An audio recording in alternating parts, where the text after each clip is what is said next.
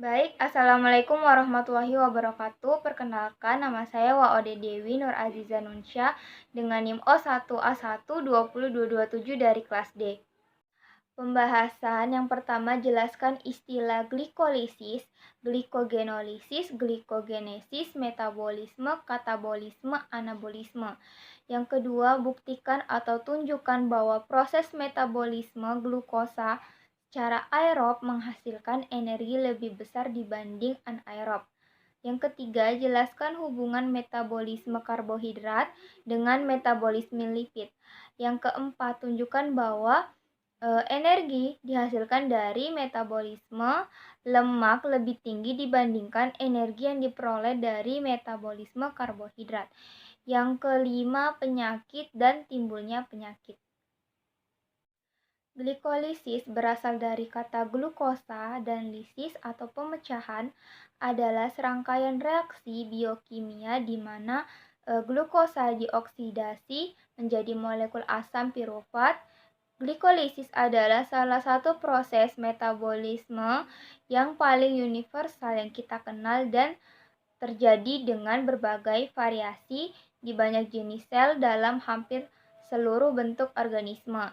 Glikogenolisis adalah lintasan metabolisme yang digunakan oleh tubuh selain gluconeogenosis untuk menjaga keseimbangan kadar glukosa di dalam plasma darah untuk menghindari simptoma hipoglisemia. Glikogenesis adalah lintasan metabolisme yang mengkonversi glukosa menjadi glikogen untuk disimpan di dalam hati. Lintasan ini diaktifasi di dalam hati oleh hormon insulin sebagai respon terhadap rasio gula darah yang meningkat, misalnya karena kandungan karbohidrat setelah makan atau teraktivasi pada akhir siklus Cori. Metabolisme adalah proses kecepatan tubuh dalam mencerna, menyerap, dan mengasimilasi makanan untuk diubah menjadi energi, bertujuan untuk mempertahankan kehidupan yang terjadi di dalam suatu organisme. Katabolisme yaitu reaksi untuk menghasilkan energi dengan cara mengurai senyawa organik seperti pemecahan glukosa menjadi pirufat oleh proses respirasi seluler. Anabolisme yaitu reaksi yang memerlukan energi untuk menyusun sintesis senyawa organik seperti protein, karbohidrat, lipid, dan asam nukleat dari molekul-molekul tertentu. Buktikan atau tunjukkan bahwa proses metabolisme glukosa secara aerob menghasilkan energi lebih besar dibanding anaerob. Respirasi aerob, glikolisis pertama terjadi di sitosol. Hasil penguraian molekul glukosa pada glikolisis berupa 2 molekul ATP, 2 molekul asam pirufat, dan 2 molekul NADH. Untuk lebih lengkapnya perhatikan bagan di samping berikut. Terus yang ketiga itu ATP atau adenosin trifosfat merupakan sumber energi yang nantinya digunakan untuk transport aktif menuju mitokondria.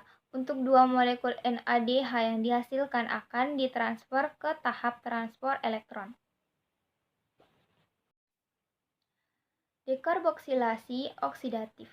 Tahap kedua setelah glikolisis adalah dekarboksilasi oksidatif. Tahap ini berlangsung di dalam mitokondria.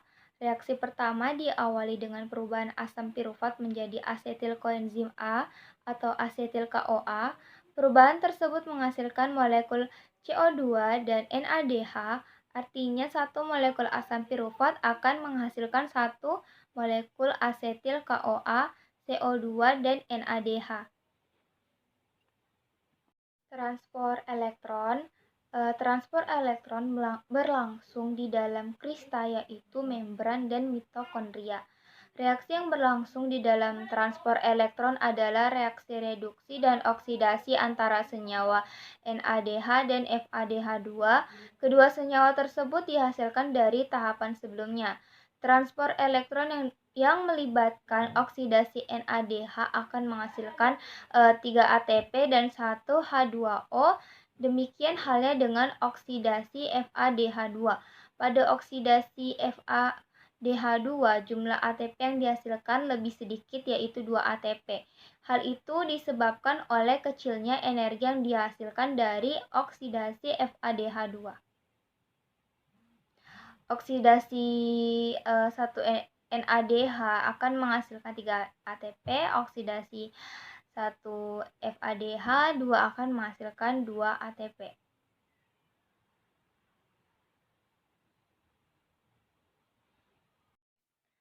Respirasi anaerob. Respirasi anaerob adalah respirasi yang tidak memerlukan oksigen pada prosesnya. Tempat terjadinya respirasi anaerob berada pada sitoplasma. Pada prosesnya, respirasi anaerob itu terdiri atas 2 tahap, yaitu glikolisis dan fermentasi.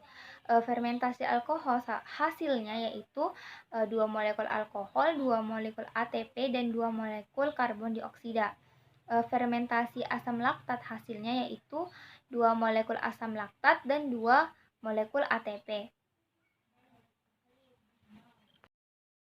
Hubungan metabolisme karbohidrat dengan metabolisme lipid pada berbagai kondisi. Hormon insulin dan glukagon secara normal merupakan hormon pengatur yang paling dominan untuk mengubah jalur metabolik dari anabolisme neto menjadi katabolisme neto bolak-balik dan penghematan glukosa yang masing-masing bergantung pada apakah tubuh berada dalam keadaan kenyang atau puasa. Kedua hormon ini memegang peran penting dalam metabolisme karbohidrat, protein, dan lemak. Bahkan keseimbangan kadar gula darah sangat dipengaruhi oleh kedua hormon ini.